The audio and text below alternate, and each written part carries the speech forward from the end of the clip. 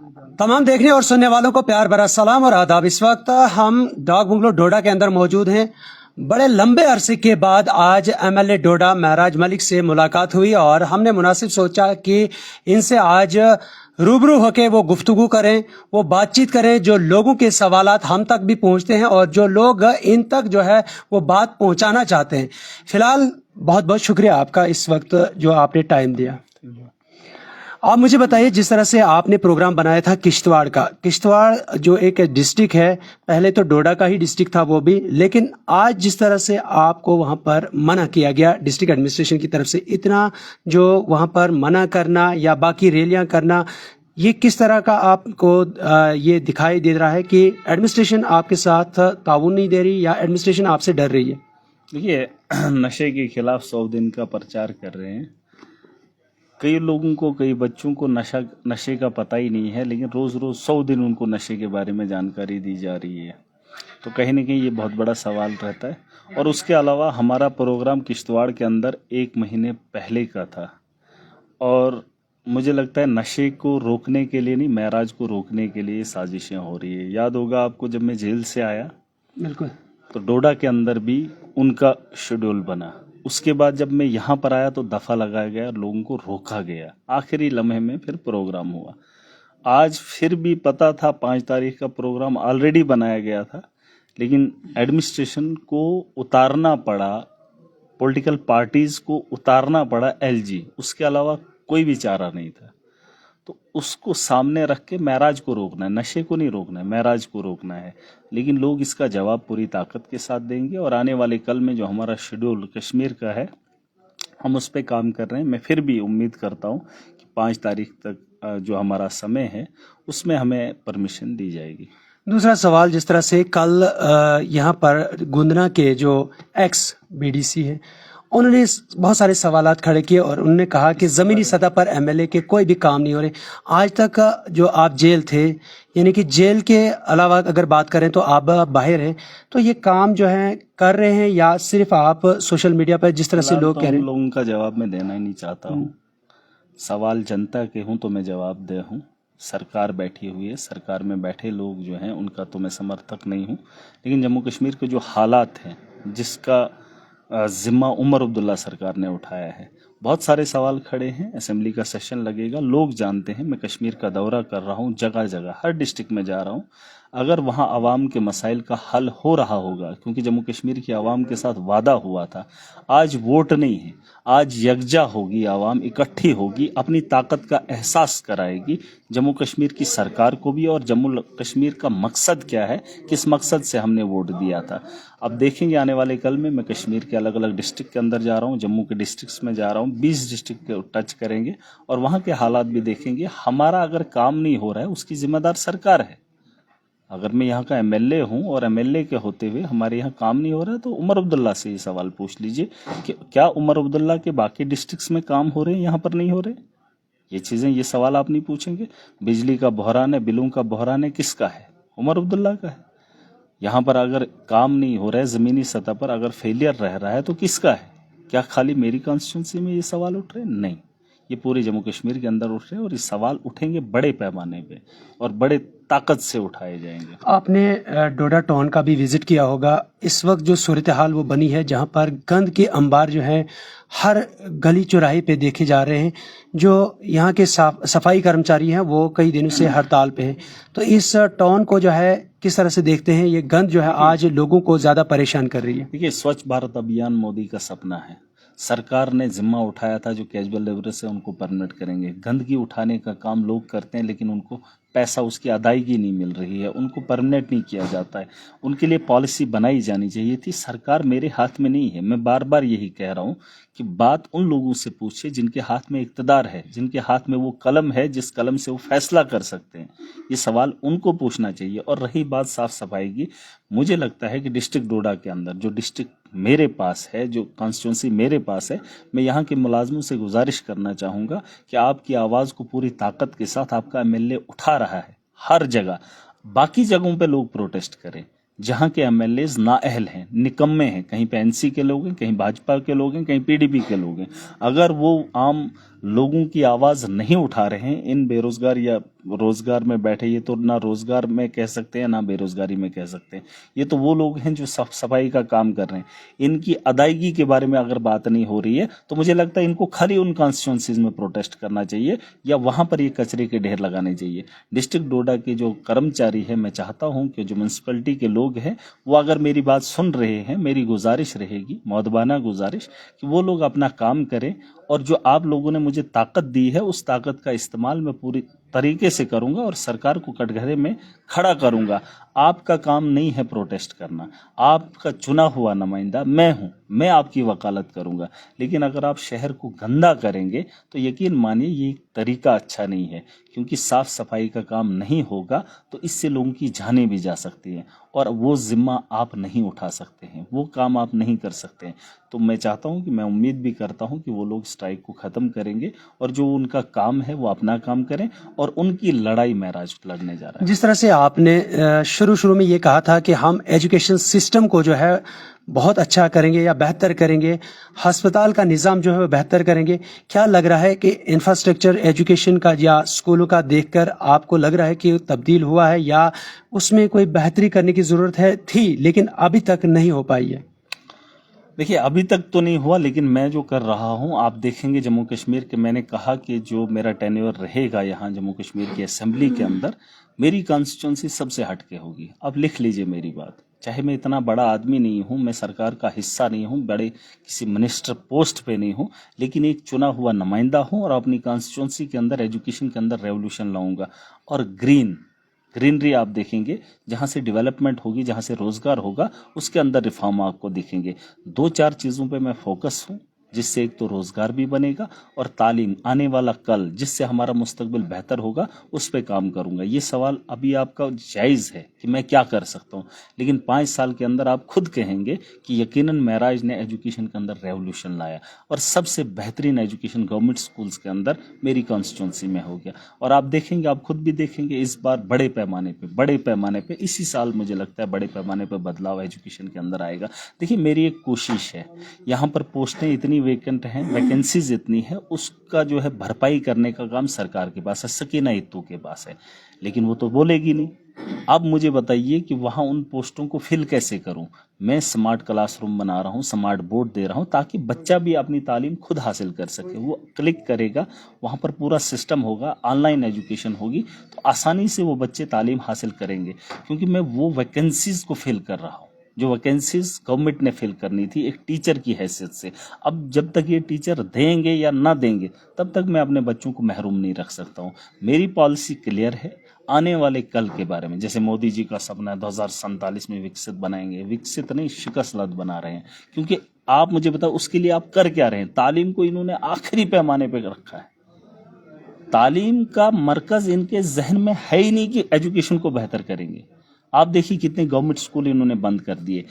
विकसित तभी होगा जब शिक्षित होगा, मैं बार बार ये कह रहा हूँ, और एजुकेशन पर मैं फोकस करूंगा। चाहे दुनिया तेल की कमी की वजह से, जंग के हालात से पिछले दौर में आ जाए, सड़कें सुनसान हो जाएंगी, गाड़ियां नहीं चलेंगी, जहाज नहीं चलेंगे, ट्रेनें नहीं चलेंगी, लेकिन एजुकेशन तब भी चाहिए। अगर आप पुराने तर्ज पे दुनिया को देखेंगे, जैसे अभी जंग का माहौल है, तेल की किल्लत है, सड़कों पे जब गाड़ियां तभी चलेंगी जब तेल होगा। जब तेल का ये जो कुएं हैं या जो एक इलाका है, जैसे अरब इमारात, इसमें एरिया से, जहाँ से ईरान वगैरह यहाँ से तेल आता है, सऊदी अरब से, अगर इन इलाकों को बंद किया जाएगा तो यहाँ पे गाड़ियाँ कैसे चलेंगी? अगर पुराने दौर के हालात दुनिया के अंदर फिर से आएंगे, लेकिन दौर तो वही आएगा, पुराना दौर होगा, लेकिन तालीम उस दौर के अंदर भी थी और आज भी उसकी ज़रूरत है। दुनिया चाहे कैसी भी हो, लेकिन तालीम हर वक्त की ज़रूरत है। और मैं चाहता हूं कि इस दौर के अंदर भी एजुकेशन की ज़रूरत थी, लेकिन इसके लिए इन लोगों ने पॉलिसी क्या बनाई? पूछना चाहता हूं 12 साल के इस बीजेपी की सरकार से, इन्होंने देश के अंदर गवर्नमेंट स्कूलों को बंद करने में लगे हुए हैं और प्राइवेटाइजेशन को फरोग दे रहे। गवर्नमेंट स्कूल में हमारे बच्चे पढ़ते थे, गरीब लोगों के बच्चे पढ़ते थे, उनको बिछोना आज तक इन्होंने दिया, उनको आज तक उन्होंने छत नहीं दी, रूम नहीं दिए, डेस्क नहीं दिए। वो न्यू एजुकेशन पॉलिसी कब लाएंगे, कब पढ़ाएंगे, जब दुनिया जो है चांद से ऊपर का रास्ता खोज रही है? इन लोगों को इसके बारे में समझना पड़ेगा और महराज उस पर काम करेगा। बिना एजुकेशन के आप विकसित नहीं बना सकते। किसी भी देश ने आज तक तरक्की नहीं की, चाहे किसी भी दौर में उठा लीजिए, जब जहाज नहीं थे लेकिन एजुकेशन थी। आपसे एक और सवाल रहेगा, जिस तरह से मीडिया पे आपने सवालात उठाए थे, कहा था कि मीडिया के जो लोग हैं, यानी कि मीडिया के अंदर जो काम करते हैं, उनको रोजगार जो है मेरी वीडियोस की या मेरा इंट्रो लेने से चलता है। क्या आपको ये लगता है कि कोई मीडिया वाला आपके पास आता है और वीडियो जो उसकी अपलोड होती है, फिर उसके बाद रोजगार चलता है, पैसे आते हैं? ये सवाल कुछ हमें भी थोड़ा सा उल्टा पहले बात को सच थोड़ा सा सुनने की हिम्मत होनी चाहिए और उसको बर्दाश्त करने का म्यादा होना चाहिए। मैं जानता हूँ बहुत सारे लोग मीडिया में इसलिए काम कर रहे हैं ताकि हमारा रोजगार बने। ये एक रोजगार का जरिया है, चाहे आप मीडिया में चला रहे हैं, चाहे कोई और चला रहा है, चाहे बड़े बड़े चैनल, कोई खैरात में तो ये काम करता नहीं है। मैं ये कह रहा हूँ कि अगर मेरे कहने से किसी की वीडियो चलती है या उसका रोजगार बनता है, तो आपको क्या लगता है मैं इतनी वीडियोस बनाता हूँ, मैं सोशल मीडिया पे डालता हूँ या मैं इंटरव्यू देता हूँ? क्यों देता हूँ? मैं इसीलिए तो देता हूँ, मैं अपना योगदान जिंदगी में देना चाहता हूँ। मैं तो सियासत के मैदान भी आया हूँ लोगों को फायदा देने के लिए। जिस पोस्ट के लिए जा रहा हूँ वहां से मैं आवाम की बेहतरी चाहता हूँ। रोजगार क्यों ना दूं? अगर मेरी बातों से किसी को रोजगार मिल रहा है तो बुरा क्या कह रहे हैं? हाँ, बहुत सारे लोगों ने सपोर्ट किया, ये बात सही है, इसमें कोई दो राय नहीं है। लेकिन वीडियो अगर आपकी नहीं चलेगी तो आप माइक लेके क्या करोगे? जब आपको लोग ही नहीं सुनेंगे तो आप भी बेकार में किसी का इंटरव्यू लेने क्यों जाओगे? आप भी चाहते हैं कि आपकी वीडियोस चले, कुछ नई बातें आए, कुछ ऐसी बातें हों जिसको लीडर की बातों को लोग सुने और आपका भी रोजगार चले। मेरा तो मकसद है आम आदमी को उसका अधिकार देना, रोजगार के वसाइल पैदा करना। आपको नहीं लगता है अब जिस मकसद के लिए मैं बढ़ रहा हूं, मुझे आगे जाकर पॉलिसी बनानी, किसके लिए? ये जो पढ़ा लिखा नौजवान है उसके लिए बेहतर मुस्तकबिल, सुन लीजिए, रोजगार के वसाइल खोलने हैं मुझे। अगर मीडिया में आप काम कर रहे हैं तो अगर आपकी वीडियोस नहीं चलेगी तो आप दिन भर क्या करोगे? शाम को अपने परिवार को क्या मुंह दिखाओगे? अरे कम से कम व्यूज तो आए। अगर पैसा नहीं कमा रहे हो, आपके दिल को तो सुकून मिले कि हमारी वीडियो जो है चल रही है। ऐसा नहीं है, ये सोचने वाले लोग अलग हो सकते हैं। नहीं, बहुत सारे लोगों ने ये सवाल उठाए थे कि महराज मलिक अगर जेल में था तब भी तो वो रोजगार तो हमने नहीं कमाना है भाई, ऐसी वीडियोस निकालनी पड़ेगी। यहाँ के खिलाफ हो जो मैं अपनी जुबान से नहीं, आने वाली नस्लों को बेहतर रोजगार देने का ख्वाहिशमंद हूँ। तो इसमें बुरा नहीं है कि अगर मेरी वीडियो चलती है तो रोजगार मिलता है। आप नहीं चाहोगे कि आपको रोजगार मिले? अगर मेरी वीडियोस चल रही है या व्यूज आएंगे या इससे इनकम आएगी तो इसमें बुरा क्या है? लेकिन यहाँ पर बहुत सारे लीडर्स हैं जो बोलना ही नहीं चाहते। मैं तो आपको घंटों तक बात करता हूँ। आपने देखा कभी छोटा मीडिया वाला है या कोई बड़ों से मुझे थोड़ा सा परहेज है, लेकिन ये जो पोर्टल वाले हैं उनके साथ मैं कैसे बात करता हूँ? मैं तो घंटों बात करता हूँ और मैं ऐसे जवाब नहीं देता हूँ हेलो हाय, वो 2 मिनट की वीडियो चलाते हैं, उसमें क्या व्यूज आएंगे, उसमें क्या काम करोगे आप? है ना, बहुत सारी चीजें जो समझनी पड़ेंगी। हर महाज पे हम चाहते हैं बेहतर मुस्तकबिल लोगों का बने। जिस तरह से अब सवाल हमारे पास भी लोगों के आते हैं, नौजवान नस्ल एक थी 2014 के बाद, वो अब बहुत परेशान हो चुके हैं। पीएचडी करके, एमफिल करके दर बदर की ठोकरें खा रहे हैं। उनकी एज भी निकल चुकी है। वो चाहते हैं कि एक बार अगर उनकी एज रिलैक्सेशन मिले, जब आप ऐवान में जाएंगे, जब आप इस वक्त इक़्तिदार में, क्या उनकी बात भी होगी? डेली वेजर्स की बात होगी, कैजुअल लेबर्स की बात होगी? एक बात बताओ, मैं अगर स्कूलों की बात करता हूँ, मैं हॉस्टल की बात करता हूँ, मैं रोजगार की बात करता हूँ, मैं बिजली की बेहतरी की बात करता हूँ, मैं सड़क की बेहतरी की बात करता हूँ, करप्शन के खात्मे की बात करता हूँ, क्या ये बातें सरकार में बैठे उन लोगों ने आवाम से नहीं की? उन लोगों ने आवाम से नहीं की? क्या वो लोग नहीं जानते? क्या उमर अब्दुल्ला इस बात से वाकिफ नहीं है कि हमारा नौजवान बेरोजगार है? जब पिछले 12 सालों का आप रिकॉर्ड देखेंगे यहाँ के हालात क्या हैं। उन लोगों ने कौन से वोट लिए हैं? आप एक महराज से पूरी कॉन्स्टिट्यूंसी की तरह से पूरे जम्मू कश्मीर का बेड़ा उठाने की बात कर रहे हो। जो ताकत में है, इनको नशा ताकत का है। क्या इनको नहीं पता है बेरोजगारी कितनी है? इनको नहीं पता है कि हमारे नौजवानों की उम्र कितनी निकल चुकी है? 12 साल से हालात क्या है जम्मू कश्मीर के अंदर, और आज ये पावर में है और आज मुझे इनको बताना पड़े? एक आम आदमी पॉलिटिक्स में आया है, एमएलए बना है, वो इनको जाकर समझाए ये बात? जवान उम्मीद रख रहे हैं आपसे, जवान चाहते हैं कि महराज मलिक हमारी आवाज उठाए। मैं ये नहीं कह रहा हूं कि मैं आवाज नहीं उठाऊंगा, मैं ये नहीं कह रहा हूं कि मैं आवाज नहीं उठाऊंगा। मैं ये कह रहा हूं कि जिन लोगों ने वोट लिया, मेरे अलावा किसी ने वोट नहीं लिया, ये जो 60 एमएलए हैं एनसी के, क्या इनको नहीं पता है हमने किस मकसद से वोट लिया? किसी ने कहा था उमर साहब से महराज ऐसे बात नहीं करे, क्यों ना करो, उसने झूठ बोला। उसने कहा कि बिजली 200 यूनिट फ्री दूंगा, उसके दौर में बिजली का रेट क्या था और आज क्या है। इतना आप मतलब उमर साहब हैं तो हैं, मैं मानता हूं चीफ मिनिस्टर हैं, लेकिन जो उन्होंने वादे किए थे वो पूरा कब करेंगे? अरे कब करेंगे? जो नौजवानों के हालात इस वक्त हैं, जो तालीम याफ्ता इस वक्त बेरोजगार हैं, जिनको नशे की लत लगाई है, रोज रोज बोलेंगे नशे को मुक्त करेंगे। अरे मुक्ति तो हमें वहां से चाहिए जहां से ये ड्रग्स आ रहा है। अरे यहां तो कोई चिट्टे का कारोबार है नहीं, ये तो बाहर से आ रहा, माफिया को खुला छोड़ दिया, यहाँ पे कारोबार हो रहा है और इसको लेने वाला एक पढ़ा लिखा नौजवान है। और वो लोग हैं जो बड़े बड़े घरों के हैं, लाले हैं, जिनके पास माल है, वो इस नशे को ले रहे हैं। और ये उमर अब्दुल्ला को पता नहीं चल रहा है कि नशा क्यों हो रहा है। नशा बेरोजगारी की वजह से है।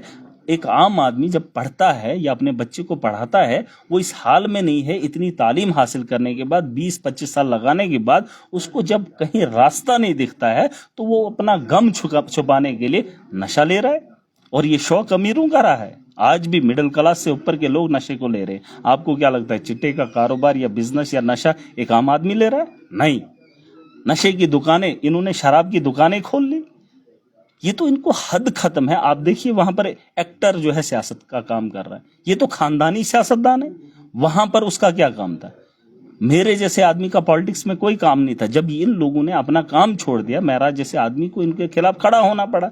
आज एक्टर जो है कल तक फिल्मों में एक्टिंग करता था, आज वो सियासत के मैदान में आकर 200 यूनिट बिजली फ्री दे रहा है। और उमर अब्दुल्ला खानदानी पैदाइशी सियासतदान, और आज भी इसको समझ में नहीं आ रही है। तमिलनाडु में हो सकता है, लेकिन इतनी पीढ़ियों से चला आ रहा सिलसिला, उनको ये खोपड़ी में बात नहीं बैठ रही है। और जम्मू कश्मीर के लोग बोलेंगे उमर साहब जिंदाबाद, कब तक बोलेंगे? अरे एक्टर से सीखो जिसने उम्र भर एक्टिंग की है, नाटक में काम किया उसने, और आज वही नाटक करने वाला आदमी हकीकत में जमीनी सतह पे बदलाव ला रहा है। और ये खुद को बोल रहे हैं हम सियासत के खिलाड़ी हैं, ये खानदानी सियासतदान है। ऐसी सियासत को महराज मानता ही नहीं है।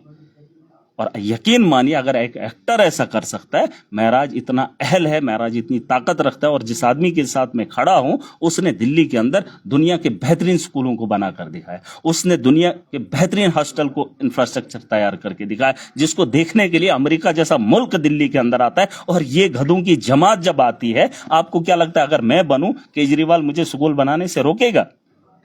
क्या मुझे केजरीवाल बिजली फ्री देने से रोकेगा? अरे इसलिए मैं आम आदमी पार्टी में हूं। मैं जानता हूं अगर कांग्रेस में होऊंगा कभी नहीं देगा, भाजपा में होऊंगा वो रेवड़ी का नाम देते हैं, लेकिन जो बेवड़ों का काम है वो तो ये खुलेआम करते हैं। बेवड़े बनाने हैं वो तो चलेगा, लेकिन रेवड़ी हम फ्री में दे रहे, बाकी इनका जो तांडव है वो दुनिया देख रही है। ये लोगों को जिस दिन समझ आ जाएगी सियासत एक काम है, ये एक दुकानदारी है, इसको उसी हैसियत तक रख लीजिए, इसको उतनी ही अहमियत दे दीजिए। आप धर्म को साथ सियासत को मत जोड़े। मैंने कहा असेंबली के अंदर 60 मुसलमान है, 60 में से एक आदमी बताइए जिसको इतनी सुन्नत की दाढ़ी है, जिसको एक मुट्ठी दाढ़ी है, और इनको हम इस्लाम के ठेकेदार मान ले, मुसलमानों के ठेकेदार मान ले। अरे इनका काम था सड़क बनाना, हॉस्टल बनाना, लोगों को रोजगार देना, यह है इनका काम। और किसी भी धर्म के अंदर, सियासत के अंदर मुझे लगता ही नहीं सियासत के अंदर धर्म है, और धर्म के अंदर सियासत कहां से है? अरे हम जब पीछे जाते हैं, बहुत पीछे जाएंगे, आप इतिहास को पढ़ेंगे तो धर्म के अंदर सियासत नहीं है, सियासत के अंदर धर्म नहीं है, बस इंसानियत है और अपने मुल्क की बेहतरी है। और ये लोग कौन सा पाठ पढ़ाते हैं यार जो ये लोग मान रहे हैं? आज मैं कह रहा हूं मुझे आज वोट नहीं चाहिए, अभी 2 साल भी पूरे नहीं हुए, लेकिन जम्मू कश्मीर के हर डिस्ट्रिक्ट का दौरा कर रहा हूं, हर नौजवान से मिलूंगा, हर डिस्ट्रिक्ट के दरवाजे को खटखटाऊंगा और वहां से एक आवाज को बुलंद करेंगे। दावे के साथ बता रहा हूं, सरकार नहीं है, वोट नहीं चाहता हूं, लेकिन जमीनी सतह पर इनको बदलाव करने पर मजबूर करूंगा। अगर कश्मीर के नौजवान इकट्ठा होंगे और इनको पता चलेगा कि आवाम की सोच बदल रही है, इन्होंने वोट की ताकत से हम नहीं दिखाएंगे, पहले हम वोट देते थे, अब 5 साल के बाद दिखाएंगे कौन जिंदा रहा कौन नहीं रहा।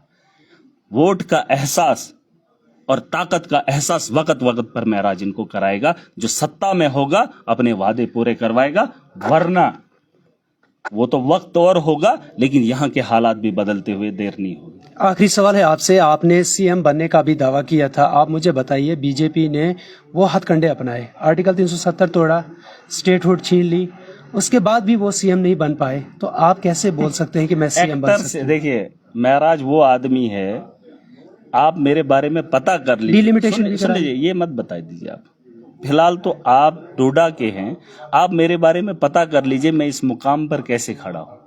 मैं सिर्फ 6 साल पावर में रहा और 12 साल जो मैंने झेला है उसके पीछे एक जिंदगी है, और उस जिंदगी का खिलाड़ी महराज अकेला था। इतनी बड़ी ताकतों का मुकाबला, इतने बड़े बड़े पहाड़ों का मुकाबला महराज तब करता था। आज तो अल्लाह के फजल से दुनिया जानती है। और आप कह रहे हैं एक एक्टर चीफ मिनिस्टर बन सकता है जो एक्टिंग करता है। अरे हमने तो 12 साल रगड़ा खाया है, 6 साल से हम ताकत में है और आवाम के साथ इंसाफ किया है और मुस्तकबिल बेहतर बनाने का दावा भी करता हूं। आप इंसान की हैसियत उसके शहर से नहीं कर सकते, आप उसके शहर से उसकी हैसियत नहीं मालूम कर सकते। मैं किस जगह का हूं वो जरूरी नहीं है, मुझे बनाने वाला मेरा रब है, जिसे अशरफुल मखलूकात कहते हैं। इंसान बड़ा बेहतरीन है और मुझे मेरे रब ने बनाया है। किसी भी कोने का हूं, ये इलाके की सियासत छोड़ दीजिए। अरे खरीदारी अगर मुझे करनी होगी, कश्मीर के अंदर मकान बना सकता हूं, जम्मू के अंदर बना सकता हूं, दिल्ली के अंदर बना सकता हूं। लेकिन कुछ लोगों का जहन अभी भी गलत फहमी में है। यहाँ अंग्रेज हिंदुस्तान में 200 बरस राज किया, यहाँ मुगलों ने 600 बरस राज किया। बाहर से वो अच्छे ज़हीन लोग थे। काबिल कहीं का भी हो सकता है, काबिल कहीं का भी हो सकता है, बस उसके हाथ में इख्तिदार दे दो। वरना महराज को कौन जानता था? जब मैं एमएलए बना कैसे लगा, पॉलिटिकल बैकग्राउंड से, एक सोच के साथ आया हूं मैं। और मुझे कहीं किसी वहां कारखाने में बनाकर किसी ने नहीं भेजा है। मेरे पास एक विजन है और विजन के लिए मैंने मेहनत की है। 12 साल एनसी के खिलाफ, कांग्रेस के खिलाफ, पीडीपी बीजेपी के खिलाफ, और आज जो पीएसए लगा है उसकी जो फाइल तैयार हुई है वो कई सालों से तैयार हो रही थी। जब मैं कुछ नहीं था, जब मैं अकेला था, मेरा परिवार मेरे साथ नहीं था, मेरा गांव साथ नहीं था, तब टकराने की जुर्रत करता था।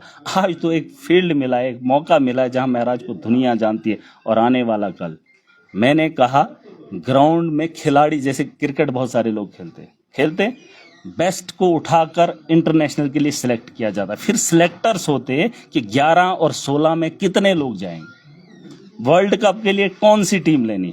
अगर उसमें से इंतखाब सही प्लेयर्स का हो गया, आप यकीन मानिए मैच का मजा भी आएगा और देश का नाम भी रोशन होता है। वही बात मेरी है। खिलाड़ी तो महराज सियासत का बड़ा है, लेकिन अब तय करना है सिलेक्टर आवाम होगी, लेकिन उसके लिए वक्त है। लेकिन आज के हालात को बेहतर करने के लिए मैं कह रहा हूं, अपोजिशन भाजपा नहीं कर सकती है। अपोजिशन करने के लिए आवाम को खुद खड़ा होना पड़ेगा और महराज उसका एक साथी है। और ये आवाज़ बड़े पैमाने पे गूंजेगी। कश्मीर का दौरा है, पूरे जम्मू कश्मीर का। शुरुआत अनंतनाग से होगी, फिलहाल तो किश्तवाड़ का 5 तारीख का है। मैं पूछना चाहता हूँ, नशे को रोकने की बात करते हैं, लेकिन महराज को रोकने की बात हो रही है। लोग समझदार हैं। 5 तारीख का मेरा प्रोग्राम है, मैं कल बात करूंगा। अगर परमिशन होगी तो 5 तारीख किश्तवाड़ से हमारी शुरुआत होगी। उसके बाद आप देखेंगे 20 के 20 डिस्ट्रिक्ट्स में हमारे प्रोग्राम होंगे। असेंबली जब लगेगी, क्या आवाज उसी तरह से गूंजेगी? लोगों का कहना है कि थोड़ी सी आवाज तब्दीली हो चुकी है। ये सवाल नहीं है आपका, नहीं, जिस तरह से लोग कहते हैं टोन चेंज हो गई है। जो लोग कहें मुझे उससे फर्क नहीं पड़ता, लेकिन ये भी सवाल आपका नहीं कि आप क्या करोगे। वो तो वक्त आएगा, आप वक्त का इंतजार कीजिए। सवालात वो रहें जो मायने रखें किसी बात का। जैसे मैंने कहा, मैंने वो जिंदगी पीछे वाली मैं भूल जाता हूँ, क्योंकि मुझे कल चाहिए। और मैं अलग किस्म का सियासतदान हूँ, अलग किस्म की सोच रखता हूँ और विजन ही अलग है। यहाँ पर महराज को समझने के लिए समझदार होना पड़ेगा इन लोगों को। और जो हमारी सोच है, मुझे नहीं लगता है इनका क्या काम है, वो तो आप देख ही रहे हैं। हमारा विजन क्या है वो सबके सामने क्लियर है। चलिए, आप देख रहे थे इस वक्त मेरे साथ बराह रास्त महराज मलिक एमएलए डोडा जुड़े हुए थे। और आज ये जेल से छूटने के बाद पहला इंटरव्यू जेके न्यूज़ अपडेट के तरफ से आपको दिखाया जा रहा था। और ये इनका दौरा जब कश्मीर का होगा, ज़रूर कोशिश करेंगे वहाँ से भी बराह रास्त आप तक पहुँचाएंगे कि आखिर जम्मू कश्मीर के तमाम लोगों की बात जो होती है वो इनसे पूछने की ज़रूरत होती है। लेकिन वक्त बहुत कम होता है और इनके पास भी लोगों का आना जाना रहता है। फिलहाल बने रहिए नई अपडेट के साथ, हमें दीजिए इजाज़त। खुदा हाफिज़।